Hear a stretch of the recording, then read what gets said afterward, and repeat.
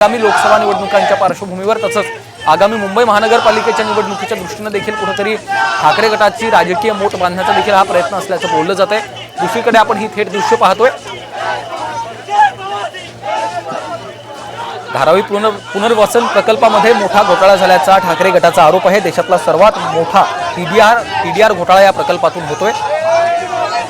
धारावीचा पुनर्विकास सरकार का करत नाही हा ठाकरे गटाने केलेला मुख्य आणि महत्त्वाचा सवाल आहे। धारावीच्या झोपडपट्टी पुनर्विकास प्रकल्पाची जबाबदारी सरकारने अदानी उद्योग समूहालाच का दिली आहे असा आरोप देखील ठाकरे गटाच्या वतीने करण्यात आलेला आहे। सरकारला धारावीचा नव्हे तर अदानींचा विकास करायचा आहे असा प्रश्न असा सवाल देखील ठाकरे गटाच्या वतीने उपस्थित करण्यात आलेला आहे। त्यामुळे आता भाजपवर या मुद्द्यावरून ठाकरे गटाने जोरदार घणाघाती टीका केलेली आहे। दुसरीकडे आपण पाहतोय आता उद्धव ठाकरे हा मोर्चा बीकेसीतल्या गौतम अदानी यांच्या कार्यालयावर धडकल्यानंतर कार्यकर्त्यांना नेमकं काय संबोधित करतात हे पाहणं महत्त्वाचं आहे। ठाकरे गटाच्या मागण्यांवर एक नजर टाकतोय आपण। धारावीतल्या झोपडपट्टी धारकांना 500 चौरस फुटांचं घर मोफत द्यावं अशी त्यांची मागणी आहे।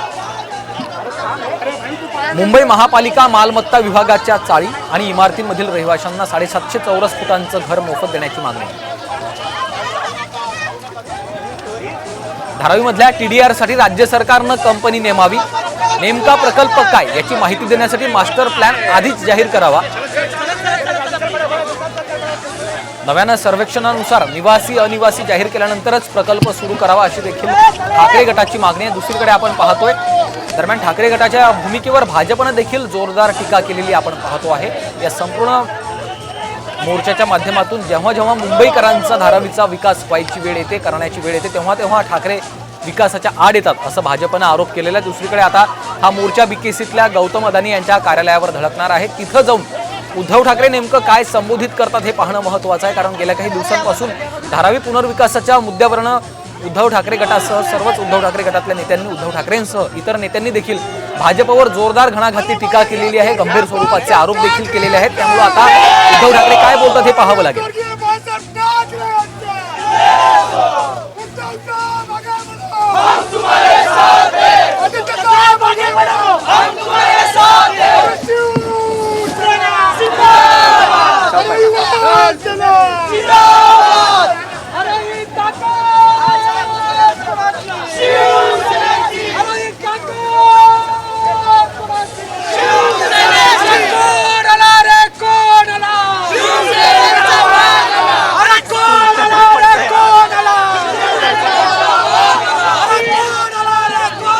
शिवसेनेच्या कार्यकर्त्यांकडून पदाधिकाऱ्यांकडून जोरदार घोषणाबाजी देखील केली जाते।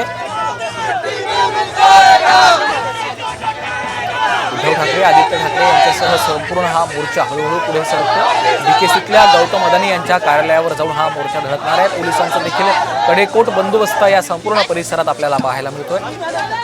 राज्य सरकारनं धारावीच्या पुनर्विकास प्रकल्पाचं काम अदानी समूहाकडे दिलं आणि त्याच विरोधात आता ठाकरे गटानं कंबर कसलेली आपण पाहतो।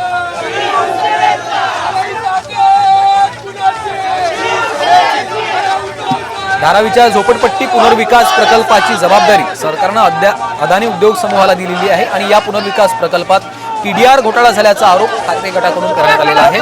सरकारनं टीडीआर बँक स्थापन करावी अशी देखील त्यांची मुख्य मागणी आहे। दुसरीकडे धारावीचा पुनर्विकास सरकार का करत नाही अदानी उद्योग समूहाला ही जबाबदारी देण्याचं कारण काय। वारंवार सरकार केंद्र सरकार आपल्या मित्राला मोठं करतंय असा घणाघाती आरोप देखील ठाकरे गटाच्या वतीनं करण्यात आलेला आहे। तर मुंबई लुटण्याचा हा भाजपचा डाव असल्याचा देखील आरोप ठाकरे गटानं केलेला आहे। त्यानंतर आता उद्धव ठाकरे नेमकं काय मार्गदर्शन करतात हे पाहणं महत्त्वाचं आहे।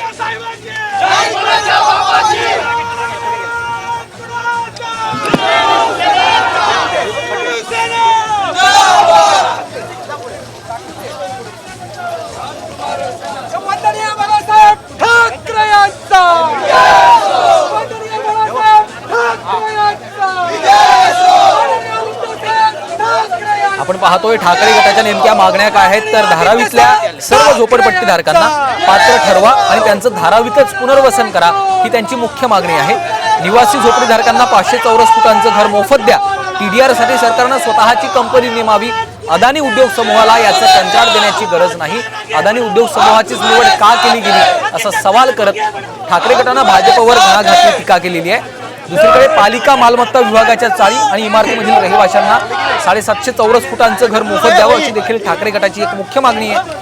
नव्यानं सर्वेक्षण करा, निवासी अनिवासी जाहीर केल्यानंतरच हा प्रकल्प सुरू करा अशी देखील त्यांची मुख्य मागणी आहे. प्रकल्पाचं स्वरूप समजण्यासाठी मास्टर प्लॅन आधी जाहीर करून सविस्तर माहिती द्यावी असं देखील ठाकरे गटाचं म्हणणं आहे.